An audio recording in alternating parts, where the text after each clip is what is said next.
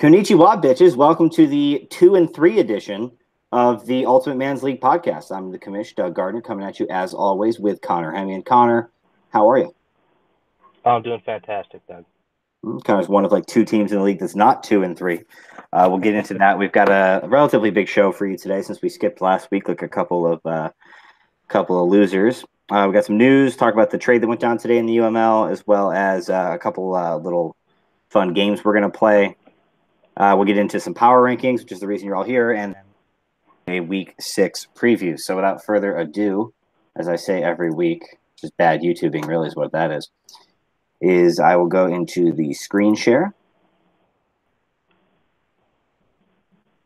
And we will go into this week's news. I think the biggest news is surrounding Le'Veon Bell, Jay Ajayi, and basically just the Eagles' backfield as a whole. Connor, what's your view on all this stuff? Are the Eagles going to make a move, or is this all just posturing from these running backs agents? I don't know if we're going to move this week, but I do think it's going to be a future thing. I mean, they still have, all these reports already, LaShawn McCoy, Le'Veon Bell. They're kind of shooting down that those are happening, but I kind of feel like they have to be they have to be swirling around because they're actually looking for something. So I think in the future, there will be a new replacement. They'll either sign a free agent or they'll go and make a trade. But I think for right now, this week, you're looking at Wendell Smallwood, Corey Clement. Yeah, and for what it's worth, those guys have been playing pretty well, and Sproles is coming back. I don't know why they feel the need they need to do something. If they need to do something, I think it's probably a wide receiver. Their receivers are not getting separation. Carson Wentz, while not being protected the greatest, is also holding on to the ball too long. So the problems on their offense are not, in my opinion, exactly fixed by trading for Le'Veon Bell. Other news today, we saw the Petersburg Penguins made a big trade with Rabbit College Rampage. Jacksonville running back TJ Yeldon going over to the Old Man in exchange for 49ers quarterback CJ Beathard. What were your thoughts? I know the league pretty much thought the Old Man won this one. What did you think? I think, it's definitely a bit of an advantage to know that your opponent or other team is going into a week with no quarterbacks, and when you look at the waiver wire, I mean, who's he going to start? One of the backup trick play quarterbacks, and you can't even start the best one that the Saints own because they'll be on bye. So I think if Tim were to win this week playing this new addition at quarterback, it would definitely make the trade a bit more fair. But, I mean, if he doesn't win this week after making this deal, you better hope Leonard Fournette comes back and stays back, or that's going to be a huge, huge loss at running back there. Yeah, I mean, just because Tim maybe loses the trade on paper doesn't mean it was a bad trade for him either, for what that's worth. He needed to do something at that position. If he didn't, he was in, like you said, he was in real trouble. So sometimes you got to overpay to do something. And if he wins this week by 10 points, he's gonna look like he made a really good move here. And like you said, 2 and 3, 10 teams are 2 and 3 right now. If he gets that win, it could be a really huge boost and really start to put him back into playoff position rather than immediately out with some of the other teams that go 2 and 4. Yeah, for sure. I think this is a very important week across the UML. We'll get into that a little bit more when we get into power rankings and some of the week previews. Any other news story? Obviously, shout out to Drew Brees, passed Peyton Manning to become the NFL's all-time leading passer. A little career retrospective on Drew Brees. He was not good early in his career. Those Chargers teams he was on were really bad, and he was thought to be, kind of a cast-off. And so they actually draft Eli Manning with the first pick in the 2004 draft and trade him for Phillip Rivers. But he ends up playing really well and then gets that injury, and the rest, as they say, is history. The interesting thing I think, though, about this is when Peyton Manning broke that record, he got benched in that game. So he was on his last legs, in that game and in that season. Drew Brees is still at the top of his game. What are your thoughts on Drew Brees as a overarching career this season and going forward? Well, for one thing, I was able to catch a little bit of the game where he made that throw. And after it was like the weirdest, like I get that they were celebrating and it was totally valid, but it was just so weird to stop the game like that. I thought it was kind of awkward. I don't know if you saw that, but they literally just like shut down the game for like 10 minutes so everybody like could like cheer and celebrate.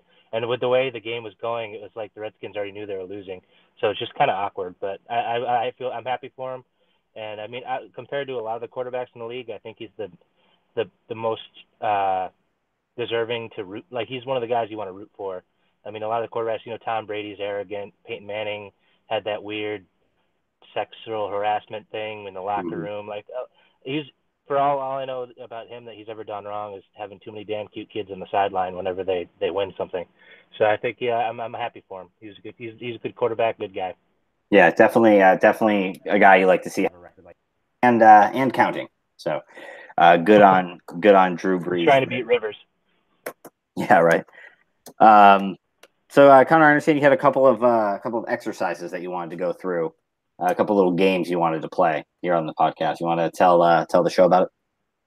Yeah, I thought this week we could try something out. I'm gonna test your knowledge, Doug, see how much you know, and I'm gonna go through some player positions on teams, and I want you to tell me what wide receiver or what running back has scored the most fantasy points for that team. Sure. And I think there's some interesting situations that I think it'll be a little fun. Sure. Starting with quarterback, there isn't very many to choose from, so I thought I'd go with Cleveland. Can you tell me who the leading scorer for the Cleveland team is? I'm sorry, at what position? Quarterback for Cleveland, who has the most fantasy points.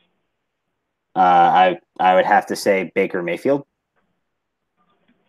That was a little one to trick you right off the bat. It's still Tyrod Taylor. He has 41 points compared to Baker Mayfield's 40.6. If Mayfield didn't throw a couple of interceptions, he already would have beaten them. But he's still holding on, Tyrod Taylor. All right, Ty God. We'll just move right into running back. That's pretty much all I had for quarterback. But we'll go to Houston. Can you tell me who is the leading scorer for Houston Texans? It's got to be Alfred Blue, right? Gotcha again. It's still Lamar Miller. He beat him 39 points to 38. All right. Now let's see. How about Philadelphia? Philadelphia for running backs? Mm-hmm. I'm going to say Wendell Smallwood. You got it. There you go, Doug. He just barely beat Ajayi, and I'm sure it'll probably go up from there. He's looking a lot better this season, which may be a problem for Corey Clement. Sorry, Dad. One more for running backs. How about we go to Seattle? Can you tell me who the leading rusher for Seattle? Well, not rusher, but points scored for Seattle. For running backs? Yes. So I want to say Chris Carson, but I feel like you're trying to trip me up here. But I'm going to stick with Carson. Oh, you shouldn't have. Mike Davis these past 2 weeks. Wait, it's not Rashad Penny? Rashad Penny is nowhere near. He's got 16 points compared to the 45 and 46 by Davis and Carson. He's a late bloomer. All right, Dougie. Let's see how you do on wide receivers. All right. Let's go to Atlanta. It's got to be Ridley, right?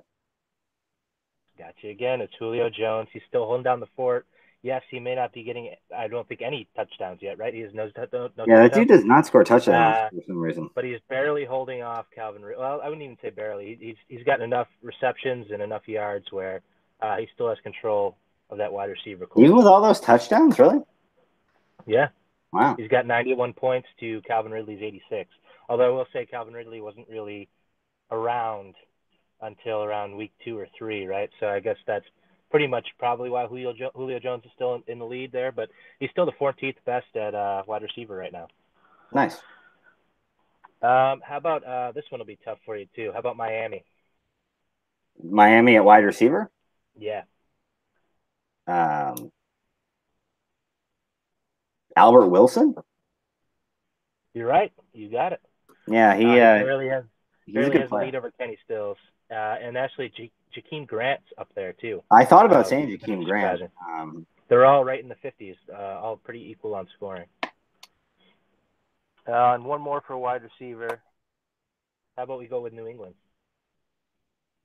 Well, it's not. Let's see here. Philip Dorsett. You got it. He's actually significantly ahead of any wide receiver. Yeah, I can imagine. It'll be Edelman before too long, I bet. But Oh yeah, Gordon. but for now, Philip Dorsett's got that hold on to. Let's go over to tight ends to Oh, finish geez. this up. There's tight ends, too. Can you tell me who the leading scorer for Baltimore is? Oh, no. No, I can't. I don't know. Nick Boyle? Oh, he's actually third. Mark Andrews has the lead. They're all within about 5 points of each other. Yeah, I had no idea. I already knew I was going to get you on that one, but yeah, no, I cannot tell you the correct answer. How about the LA Chargers?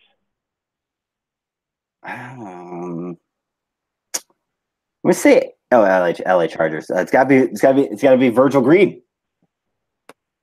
Oh, you mean that 18th round pick that you said was the worst pick of the Hey, draft? He cut him though, so it doesn't count. Well, unfortunately it's actually Antonio Gates after his game last week. Tweeted by Virgil Green. Suck it, Virgil Green. You bum. I just wanted to get you on this podcast, Doug. I'm sorry about that, but I thought also you pick. I see when you told me about this off the air, I thought it was going to be like, yeah, you might think it's Larry Fitzgerald, but it's actually Christian Kirk by this money. But but then it's like you picked like really crowded situations where guys have had similar production, and I just have to say who actually has more points. All right, I'll give you one more. Who's the leading tight end for New England? Can you tell me that one? It's probably not Dwayne Allen. Is it Michael Humanawanui? Or is it Rob Gronkowski? It's Rob Gronkowski by a mile. Oh, man. It's unfortunate. One thing we did want to go over, and maybe we could do this as we do power rankings, Connor. This one might be better. We'll do the teams as we reveal them. We'll say a player that maybe they think they can't drop that they probably could, or a player that they might want to drop but probably shouldn't.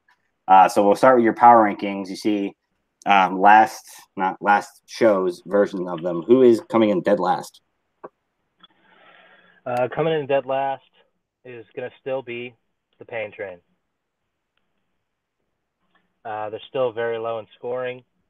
Still haven't really changed much of the roster, and it's kind of just slowly dying. He got Julian Edelman back, which is great, but you got a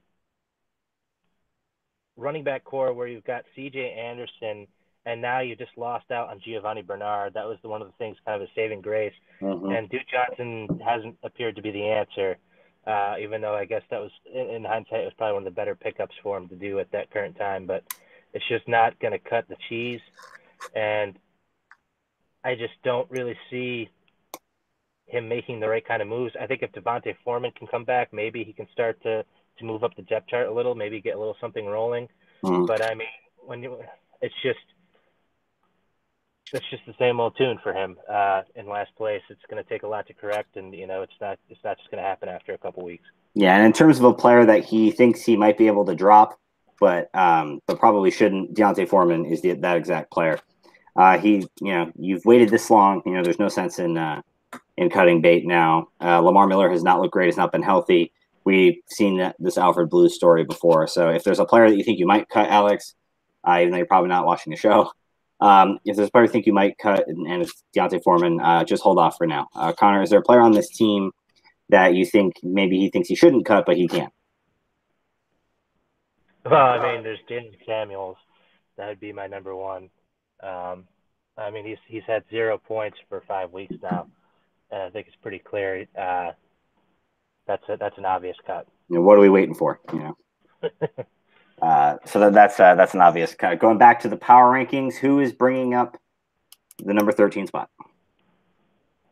I've got to put down Tim this week. The injuries are really ragging on him. 6 all the way to 13. Wow. Yeah.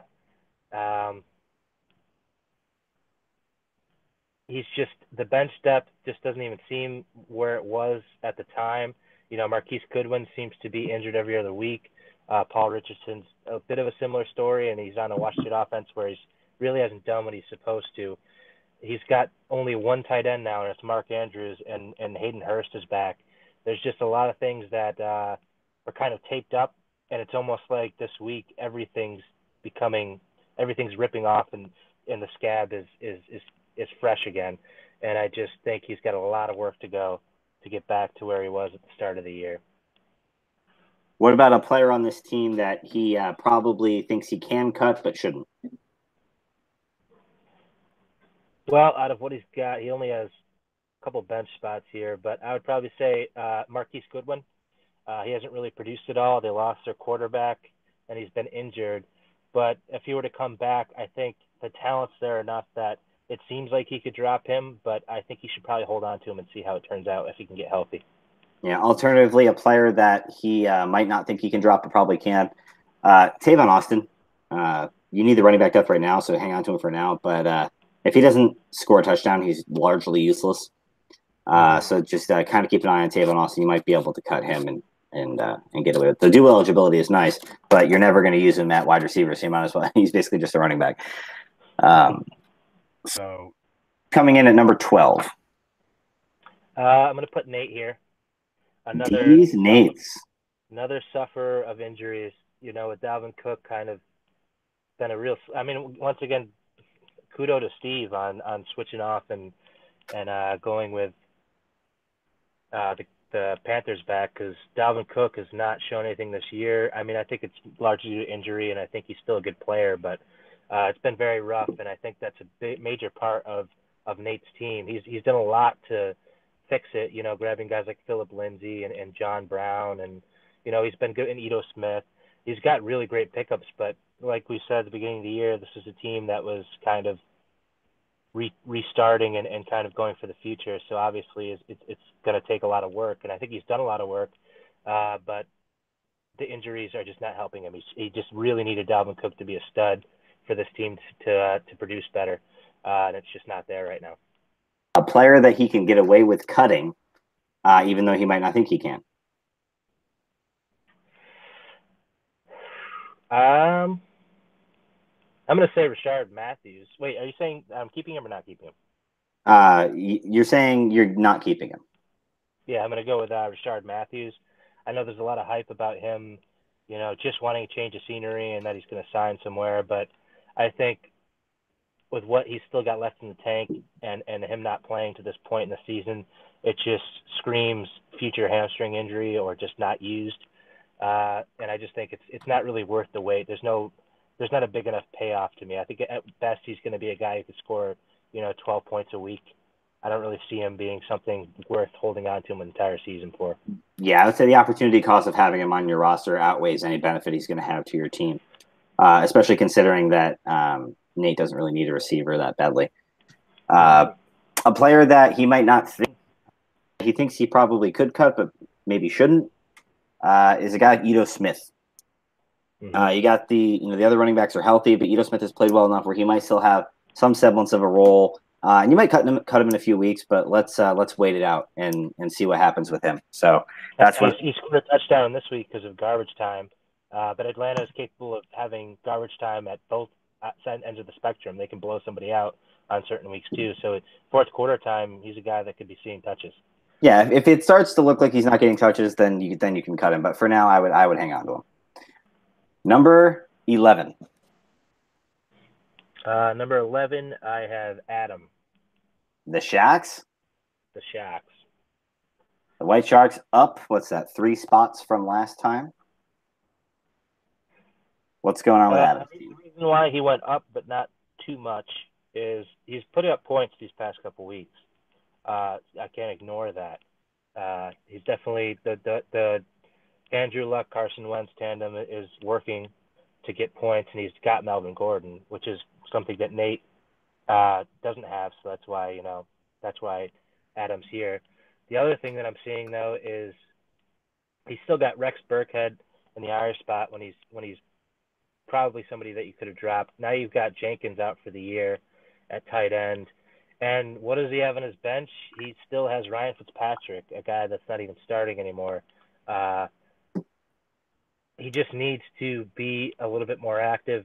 He did pick up Willie Snead, which is a good pickup. He picked up Mark Walton just in case, which wouldn't have paid off, but it was still a good speculative ad. I see him trending in the right direction from those kind of moves, but now you got Adrian Peterson, as I said. He's a bit older. And we saw it this last week. He got hurt. And where's the answer to fill in there? I don't think he really has that. Mark Walton isn't going to be the answer.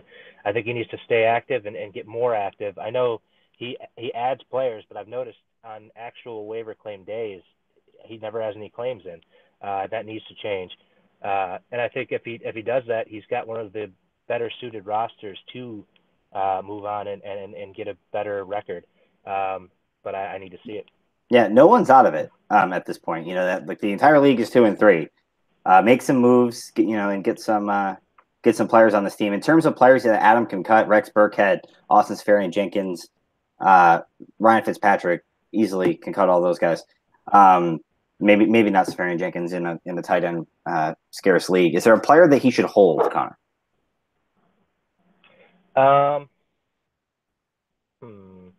I would say there's 3 guys kind of in that realm that I'm trying to look over. I'm going to pick out of the 3 I'm thinking of. I'm going to go with Taylor Gabriel. I think he's somebody that, well, I'll go with somebody who hasn't really shown anything yet. I'm going to go with Taywan Taylor. I think Taywan Taylor is a guy that on this Tennessee roster, it's been a strange – it's always strange at Tennessee, but it's been a strange year. Mariota hasn't been healthy for all of it, and Rashard Matthews, however small in the picture he was at the time, it was enough that Taywan Taylor wasn't seeing the field quite as much. I think Taywan Taylor has a case that he could have a breakout game coming up soon, and I think that's worth holding on to, even though the production doesn't seem like it's something that you desperately need on your bench. Yeah, definitely a good guy to keep. We've seen some of the explosiveness there. But at some point, you might have to make a decision between him and John Ross, and I'm not sure what you want to do there. That Cincinnati offense is significantly better. Who's the first team to crack the top 10? The first team to crack the top 10 is going to be AJ. Flip-flopping again on him. You are all over the place on Team Hey, it's power. It's weekly. It's week-specific, I suppose. Ignoring the fact he hasn't set his lineup yet, what's your analysis of this team right now? It's just streaky. He's got some really good pieces. Barkley, Goff, Lynch is having a great year. Like we said before, Buck Allen's having a great year. The tight ends are very bad. Jono Smith clearly does not seem to be the answer at Tennessee. He's had 2 catches in 5 weeks, and they haven't even been for over 20 yards. Jesse James is starting to get outplayed by Vance McDonald. He's just not getting production at tight end whatsoever. He really needs to be playing for a tight end. He still has Jack Doyle on the bench. Is he coming back? He's not on IR. It's not a whole lot of news regarding old Jack Doyle. I think the holding on to the Jack Doyle pair. Yes, he will be back eventually, but Ebron's already showcasing that they might not want him back. You need to make some kind of switch at tight end. It's okay to have weak positions, but to just have nothing there. Also, put him on your IR for fuck's sake, right? Yeah, PSA guys, a guy does not have to be listed as on injured reserve to be put in your IR spot. If he's out for one game, if he has a hammy and he's out for one game, you can throw him on that IR spot. If he's inactive for pretty much any reason other than suspension, you're able to put him on your IR spot. Just a PSA to anyone who didn't know that, because AJ's not the only person guilty of this. Yep. So, is there a player that he thinks he might want to hang on to, but probably should cut? Who should he cut?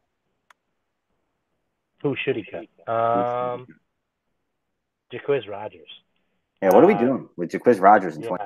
I remember he dropped Duke Johnson for him, and even though Duke Johnson still hasn't done too much, he's still done a lot better than Jacquizz Rodgers has lately. And, now with the final push to get the rookie out there, I just don't see Jacquizz Rodgers seeing the field even less than he already was. That most he's had 5 carries, and that was probably just by happenstance. I don't think he's worth – there's still running backs in free agency this week that are better than this, and there really isn't much at running back. Yeah, and let's hang on to Antonio Callaway. The guy is raw, but he's got a lot of talent. Give him a couple more weeks without Josh Gordon on the team to see what's going on with him. But keep your finger on that cut button. Number 9. Oh, Doug. I'm afraid I'm going to have to put you here at 9 after last week. I'm surprised I'm not lower, to be honest with you. Go ahead. The points just aren't there right now. I didn't really get a good chance to look at your team at what happened last week to why you got 107. I mean, Patrick Mahomes and Hunt and had still had decent games, right? Yeah, it's not even just that. It was like I got nothing out of my tight ends. I got nothing out of a defense yet again. Yeah. I was just trying to see if it was maybe because of KC, but yeah, I mean it's you've kind of got a similar thing going on as Ray. On paper, the team's better, but it's just not happening. I would just say Ray is a bit more of a loaded roster than you, so you won't take a hit quite as much as you will. But I mean, you've got feature pieces still going on. You know, you got Hayden Hurst, you've got Mike Williams, you've got Josh Rosen. Like, these guys are going to improve, so I don't think you being this low. I mean, honestly, for you to have started the way you did, I think was a huge plus to what you've had going on. You know, I mean, you threw your team back not even 3 years ago, right? So, I mean, I think you overexceeded your expectations to start the year, and I think you're just kind of seeing your team come back to earth a little bit. But I do think you will put up points on certain weeks. As long as KC can rock it out points, I think that you will be on the up and up. But I think you're going to see a realization that you're going to have a lot of losses because of weeks like this. Yeah, this team is just not for. No one's scoring touchdowns. Is the thing. Even when guys are getting yards, like just no one's getting into the end zone. So do I cut Penny or Hogan, or Penny and Hogan? I would say, I would say they're both of your. I'm going to do it as both of the outcomes here. For the one that you think you should cut, you should probably hold on to. I'd say I'd still hold on to Rashad Penny for a couple more weeks. You know, you never know if one of those two guys could possibly go down, or if they finally say enough is enough. We spent a ridiculously high first-round pick on Rashad Penny. We're going to get him involved. So I would say he's the one that you're thinking about cutting, but don't yet. And for your immediate cut, I think it's time to let go of Chris Hogan. With the way wide receiver is this year, you know, everything from 35 to 70, you know, is interchanging every single week. The amount of wide receivers is extraordinary this year. And I think Chris Hogan's just one of those guys. Yeah, this is definitely like one of those things that's important for guys to know. It's like a guy like Chris Hogan, you can find a Chris Hogan, you know, week to week, his production, and guys like that. So don't be afraid to cut bait on those guys because they've done some good things for you. And enjoy Chris Hogan on waivers this week. Who is at number 8? At number 8, although he's shown a lot higher scoring, I think he's still really high on the scoring list. Doug Sr. Is going to drop a little bit or raise up a little bit, or about the same. He swapped spots with me. I was 8, he was 9, and now he's 8. I'm 9. If he was having a week like he was last week or the week before, I think he would have been much higher right now. But after this past week, only putting up about 120, he's kind of coming back down to earth. He's one of those teams that fought back, and now he's 2-3, and I think he will still be a team to watch out for. But he has had that issue at running back. Now he just lost to Jai, but he's done the right things at that point. He's got Smallwood, which has been working out. He just made the trade for TJ Yeldon, so the running back core is still there. I think your dad just knows how to fill in the right pieces to get the most value out of any kind of player. But as I said, the team does have holes, does have injuries, so he's kind of taking a little bit of a hit for now. Yeah, in terms of a player that he can cut, I think he already did it. Yeah, I think he already did it. Yeah, he's got 2 bench spots. A guy to hold on to. Hold on to Devin Funchess. Let's see if he turns the corner. I doubt you're going to cut him anyway, but this is a really good. This is really you can just see, like we talked before, guys not working the way right. This is what a well managed team looks like. Yeah. And you know he's got Yeldon and Smallwood, and those guys might be short term plays, but he's got Kerryon Johnson who looks good. You know he's going to work the waiver wire. I'm sure he'll be. You know that third running back spot will probably be a work in progress for him all season. but he's the type of owner that's going to be able to keep it going. No need to spend too much time on a team that's, he's already trimmed all the fat off his roster. So, who's going to win the first pick tournament as of now, in your view, Connor? Last year's champion right now is set up for this year's first pick. I have Queef Wellington. Three from last week. The Queef, it lingers. Yeah, we saw what Carlos' team can do on given weeks. You never know when it's going to happen. You hope it doesn't happen when you're playing him that week. You hope it's one of his, middling weeks that you make him wonder, how did he win last year? But you saw how he could win after last week's game, putting up almost 200 points. Those wide receivers are always going to put him in the middle of the pack because they're the best wide receivers in the league, and he's got 5 of them, almost 6 of them. Still think he should be looking at trades. I think that could definitely boost his team. But, he's still got Zach Ertz. It's just all comes down to, once again, running back position. Winston coming back is going to be a huge boost. And now he can play a wide receiver in that OP spot. But, can Ty Montgomery give you running back 2 numbers? I don't think so. And Lamar Miller getting injured and now having Devonta Foreman in the rearview mirror, his running back situation is just as bad as it always was. And it's still nothing done about it. Yeah, and for fuck's sake, cut Doug Martin. What are we doing? Doug Martin is the 4th best running back on his own team. He's not getting any work. Get rid of him. That's I would rather have an empty roster spot than Doug Martin at this point. Just cut him. Cut him outright. That's my player that you can cut. Is there a player that he should hold that's maybe not performing? He already has 1 bench spot down, but I guess I'll say Vance McDonald. He's shown flashes. He's not going to cut him though. It's not going to. Well, who else then? Yeah, I don't know. I'm just saying. Eli Manning, don't cut him. But yeah, this team, the arrow's pointing up on this. Might have survived an early season slump. So the number 6 seed in the playoffs. I bet it's a 2 and 3 team. And it's Pat. He fought his way back. Up 5 spots from last time, all the way up to number 6. Connor, were you just wrong last time? What do you mean? Was I just wrong? You had him at 11. Now he's at 6. He was 3. He was 0-3 at the time, Doug. You got to put him down there. But look at now, he's on a 2-game win streak, hoping for 3. I think his team is, like I said, it was a slow to build team, and it's really starting to fire away now. And he's got Devontae Freeman back. Sony Michel's really coming to the picture. It's going to be a nice matchup against KC. I think he'll continue success there. Royce Freeman is, a little touchdown dependent, but he's shown to be one of the better rookies this year. And the pickups of Tyler Boyd and Antonio Gates seem to be fitting in quite nicely.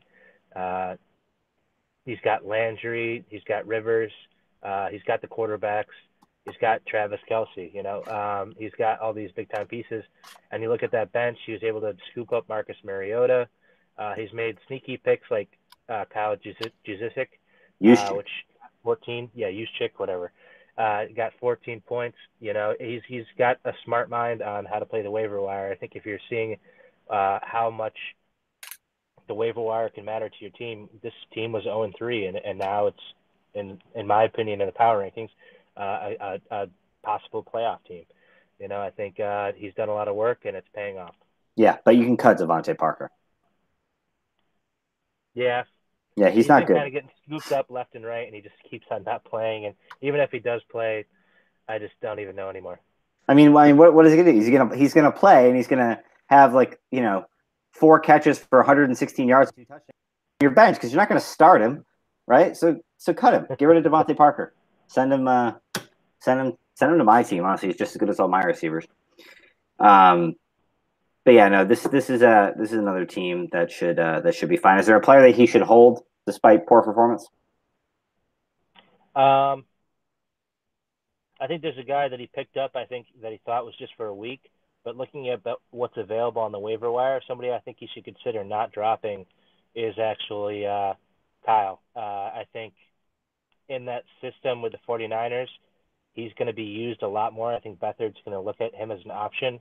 And for what's available at running back, he might be better off just holding on to that, because I think whatever he might throw it away for won't be as good. And he's got enough wide receivers. If he drops Devontae Parker and brings back Mack, I think he'll have the right amount of running backs, the right amount of wide receivers. I think he should keep the fullback here. Yeah, you wanted no part of saying that name again. No, so yeah, no, Juszczyk, I mean, like, and if it's a flash in the pan, it's a flash in the pan. But let's wait it out and see. Cut Devontae Parker, maybe Ryan Grant, and especially with Ferreira misses any time, he's going to be getting all those receiving targets. Yeah, for sure. First person in the top 5. I have a feeling I know who it is. Oh, who is it then? It's Joe. Nope, it's Ray. Sorry. It's Ray, down 1 spot from last time. Joe is in the top 4. What's going on with Ray's team here, Connor? Oh, it's just Heartbreak Hotel over here. Heartbreak Hotel up in here. You just look at the roster and it's like, how, really, really bummer of a loss to my dad with that Monday night game. I really thought for a second he might have come back to win with Mark Ingram getting all those last-minute runs. But Mark Ingram's back. He's still got James Conner for now. We'll see what happens there. But, I mean, he's still got the running back play. He's got Russell Wilson.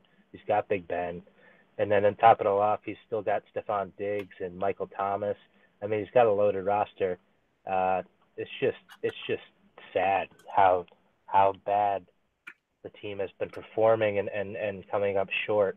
I will say, though, he and Pat and Ray are the most scored on teams in the league. So they definitely had some bad luck their way. In fact, I think Ray would have beaten almost all but maybe 2 or 3 teams this past week. So it's a real bummer. But I think he just needs to kind of keep his head straight. Don't do anything stupid. He's already got a new tight end in CJ Osama. Uzama. Now I got more problems with these players' names. Gotta stop being so many names that Connor can pronounce. Okay. But I mean, he's smart on the waiver wire. I'm seeing he's once again keeping the New Orleans kicker. I know he did that last year. Ray, don't do it. Just drop it. Yeah, there's your player that you can cut. There's your player right there. You can cut the kicker. I remember he did it last year though, so I'm sure he's going to keep him. Yeah, you do not need to keep the kicker. The opportunity cost versus him in a replacement level kicker is negligible. Hang on. I don't know. Is there a hold on player? Like most of these guys I'm looking at are kind of more of a yeah, you could probably cut him. Like Philip Dorsett, you could probably get away with cutting him. Boyle and Dorsett. I guess if I had to do it just for the sake of the game, I maybe would go Dorsett, but honestly, you could probably drop the kicker, drop Dorsett, and drop Nick Boyle. If you're doing all that, he probably doesn't need to drop the kicker. But well, yeah, but yeah, but yeah, right. Don't be afraid of the kicker, and that's a blanket thing. Kickers, defenses, don't be afraid to drop them. Okay, if they have a bad matchup, if they have a bad, if they have a bye, just don't be afraid. Never ever be afraid. Who is number 4? Number 4 is Joe. You're this close to him. Joe has been putting up a ton of points lately. Yeah, the reason I have him here is, for one, his record's 3-2. But for 2, he's the second leading scorer in the league now, after me. But I had to throw that in there. But yeah, Todd Gurley on fire. Deshaun Watson's been outstanding. Will Fuller, when healthy, is going to be great. Eric Ebron is turning into a stud. Who would ever thought that we'd be saying Eric Ebron and Jared Cook were some of the 2 best tight ends in fantasy this year? But he's just got pieces everywhere, and pieces that can put up major points. It's not just that they're good players. They're almost, and kind of in a negative way too. They can just not put up points at the same time. But when they put up points, they put up a lot of points. Even Tariq Cohen finally came into the mold and, got a 30-point game. I don't know how often that'll happen. Yeah, you might even say he's better than Rashad Penny. Hey, at this point, hey, you're right. But and I mean, Alfred Morris now is going to have, I think, much more of a role.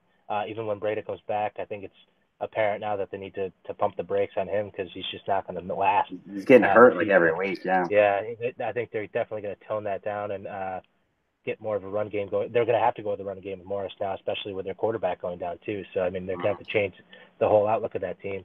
I will say he's made some really good moves early with the waiver wire, but it's starting to get a little stale, with Deshaun Watson and that. But Mike Davis apparently isn't going away, so that was a good pickup. He's still playing the waiver wire very well. Chester Rogers was another good pickup. Yep. He's playing it well. I already have who I say he should drop. I've been wanting him to drop him for weeks and weeks and weeks every time I stare at his roster. Spencer Ware, just get rid of him already. Michael Gallup too. Cut him also. Jeff Swain led the Cowboys in receiving it on Sunday night with 55 yards. So Michael Gallup, Spencer Ware, cut him. But hold on to Chris Ivory and see what happens with this whole Shady McCoy thing because he's shown that he can still play a little bit. And if he gets the role on a team that really does need to run the ball, you could see something happen there. But yeah, Yep. Ware and Gallup can both go. And another one with Ivory, keep Dallas Goedert too. I know he was a flash in the pan in week 3, but I think even though he's had a couple of bad games, I think they'll figure it out eventually. Yeah, let's see what's happening with him before we cut bait. And besides, you're cutting Ware and you're cutting Gallup, so you got plenty of roster flexibility there. Yeah. The top 3. Number 3 is going to have to go to the Toad Point Trippers. Kev Dog all the way down to number 3. They've been a little scary. It's been tight.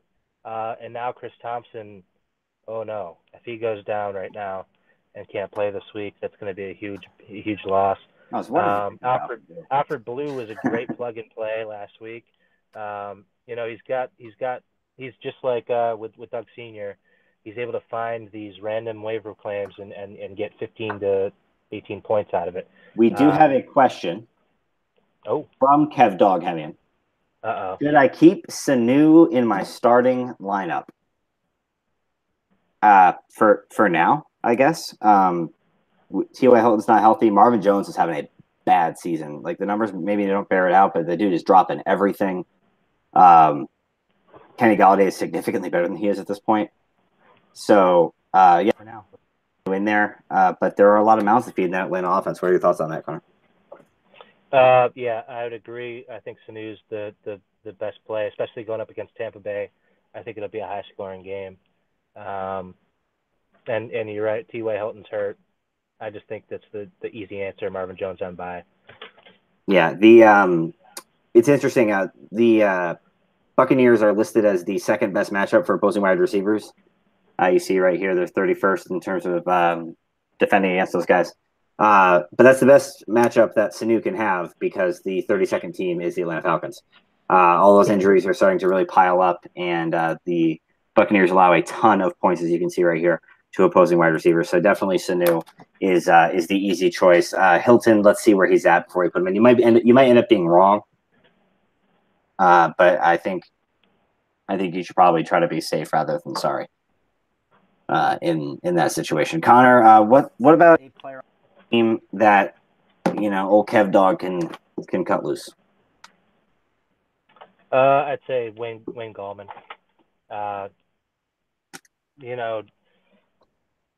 What's the best case scenario for Wayne Gallman? Like, Barkley gets hurt for the rest of the year, but even then they'll probably just sign somebody else. Yeah. I mean, I feel like they kind of thought maybe he was going to be involved in the passing game, and that just definitely didn't happen. Yeah, but Barkley's better at that than he is too. Yeah, so. So yeah, it's got to be Wayne Gallman. I think he just had that for insurance anyway, but yeah, it's an easy toss back. Yeah, let's go ahead and hold on to Corey Clement. There's a lot of talk about Le'Veon Bell, a lot of talk about Shady McCoy, all this stuff. Let's say I don't think you're going to cut him anyway, Kev Dog.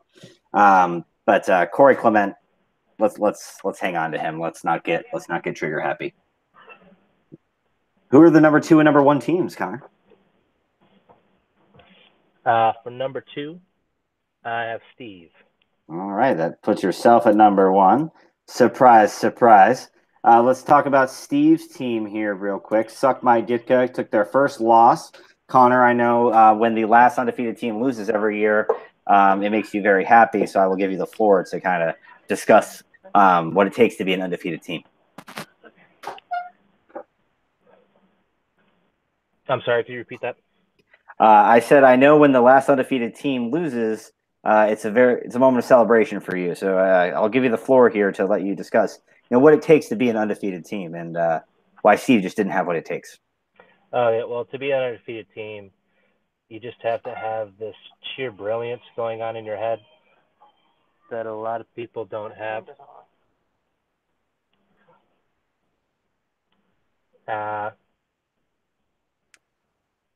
Sheer brilliance, like being able to glow off the top of your head, for example, when put on the spot and not stammering through it like a jackass. Is that the kind of brilliance you're talking about, Connor? Yes, exactly. All right. Why don't you give us some analysis of Steve's team? Good God, man.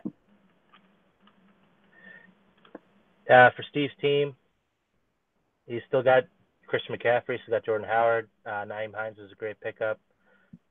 His team just scores a lot of points. He's third in scoring, and it's a very complete roster. And Ronald Jones, still there, still might have a possibility of coming in. I think he's just got a lot of outlook, a lot of good pieces. He just keeps him plugging and playing, and I think he's going to succeed, get a lot more wins. Yeah, it's definitely a good team. In terms of a player that he can probably cut, I don't know, Dante Moncrief, I guess. We'll see. If Ronald Jones shows some more stuff over the next couple of weeks, cut him, but hold him for now. Any of these other guys you want to highlight on the bench or in the starting line for that even? No, I think his bench is pretty fine. If everything can come back, that'd be nice. But I don't think he necessarily needs to drop or add anything. Yeah, drop your kick. Maybe go with less wide receivers, but I mean that's not really much of a complaint. Yeah, here are the number one ranked Fozzie fullbacks. This is a team getting great production out of Jared Cook right now. That's the other shoe's going to drop. Let me just tell you, he will break your heart. But one addition you made recently, I want to highlight is Kiki QT. The dude is catching all kinds of passes from Deshaun Watson because outside of DeAndre Hopkins, they don't, and Will Fuller on the random deep ball, but like they don't really have a lot in that intermediate passing game. And Kiki QT is a dynamic playmaker who can do stuff like that. I don't know how much you're going to use him, but Nate, I believe, drafted him, and he's got himself, I think, what will end up being one hell of a keeper. The quarterback situation is a little befuddling to you, I think, still. Sam Darnold's having a lot of rookie growing pains. He's been okay. Derek Carr, I mean, how many times is this guy going to throw just a back-breaking interception in the fourth quarter of a game? I mean, it doesn't really affect you that much in fantasy, but good God, man, get it together. The Broncos don't know how to tackle Isaiah Crowell, so that's an interesting thing. But he's a great bye week fill-in. You only got to use him 2 more times. So this team is kind of firing on all cylinders right now. I think you'd really like to have another quarterback. So if you want to come get some Patrick Mahomes, just let me know, and I'll rent him out to you, buddy. That's just the type of guy I am. But yeah, this team is still where it was. We had that bad loss earlier in the season, but that might be your only one of the year. So in terms of a player you can cut, I mean, who knows what to do with the other guys being always hurt? But Jordan Wilkins sucks at football. You can like the Colts can probably cut him. I don't know that necessarily you should, but definitely hang on to Kiki QT. That guy could be something for you. So there's your power rankings, and we'll look ahead to week 6 and get you guys out of here on what hopefully will not be a 2-hour show, just a 1-hour show. Let's see. We'll start with this week's game of the week. Obviously, it's the 4-1 Suck My Dick versus the 4-1 Fozzie fullbacks. Connor, choose. I'm really bummed that I don't get to use Alvin Kamara this week. I'd feel a lot safer having Alvin Kamara, the leading scorer in fantasy on my team right now. But I'm really hoping Isaiah Crowell can kind of continue his luck against the Indy defense. And I think if that happens and Greg Olson's back and plays well, I think I've got this win. Nice. It's it'll be close. This will be one to watch during the game. The projection, for what it's worth, will be a little closer, obviously, once Steve adds a kicker. But yeah, definitely should be an interesting sort of game here. Beyond that, let's take a look at Petersburg Penguins, Queef Wellington. It says Carlos can absolutely destroy my brother, who's dealing with a lot of buys and injuries and all that. Is there any reason to think that Tim can pull this one out, or is this just going to be a big old L? I think with this week, there's just too many holes, and I think Queef Wellington will get by on their wide receiver play. Yeah, this is just Tim's walking into a bad situation. But if we see Carlo have a game like he did a few weeks ago when his receivers didn't really do great for him in it, but he's got to just cross his fingers. He's got to get healthy. This Penguins team, and plus Stafford and Galladay being on bye, it's just not a week for Tim. Tim is probably never going to win this game, so won't spend too much time on that. D's Nate's Pain Train. Battle of the bottom of the power rankings. Who emerges victorious? I think depending on how healthy Dalvin Cook is, I think this one will probably go with Nate. He is starting to score a bit more points, and as long as Alex's quarterbacks kind of take it easy this week, I think it's Nate's game to lose. Yeah, this one will be another one that's really close.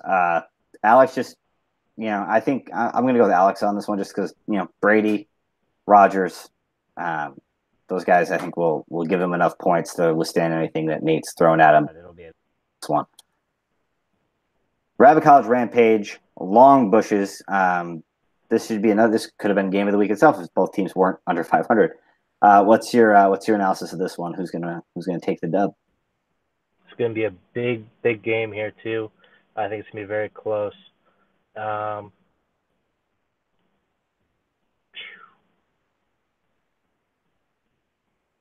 think I'm going to give it to the Rampage just because I think that Rams matchup with Freeman is probably going to shut him down a bit. They're going to be down, and it's going to mean a lot of Philip Lindsay. And I think that's just enough kind of to get the running back play kind of squared away. Even though he's Wendell Smallwood and Yeldon, I think they could put up more points than Rice Freeman this week. And Freeman's still nursing that knee injury. We'll see how well he plays. But I think that might be the key to Doug Senior winning. Yeah, I agree. That Ryan Tannehill versus the Bears matchup, don't like that at all. But if he can survive that, then he should be okay. White Sharks, Murder Muppets. Choose.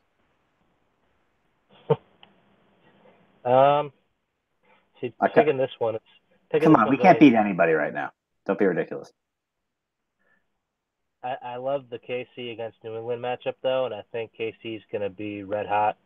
So I'm going to give you the win just because of those three players going ballistic. For that. They're my only three players, though, Connors. Remember that. It's all it takes, though, on certain weeks. We've seen it. Andy Dalton's okay, I guess. Andy Dalton's okay. But yeah, no, this is this is not a. There are no games right now where I look at it like, oh yeah, the Muppets are going to win this one. We're not a good team right now, so let's watch out for that. Man Bear Pig versus the Trippers. Kevin's got to set his lineup, but he's got some buys. He's got some injuries. Is one? I think it'll be closer than my dad would like, but I still think he pulls out the win. That Pittsburgh-Cincinnati game, I think Antonio Brown's finally going to have a really good game in that one.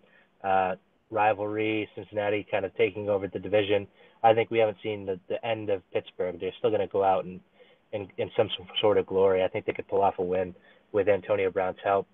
And I just think my dad has more full pieces. Tight end, he's going to squash AJ at. So I think although AJ will whoop him at running back, everything else, maybe not even, well, he's going to beat him at quarterback too. So it's going to be close, but I think my dad still has enough. Bold prediction, AJ is going to blow him out this week. Repeat of last year? Yeah, right? When Kevin was supposed to be undefeated.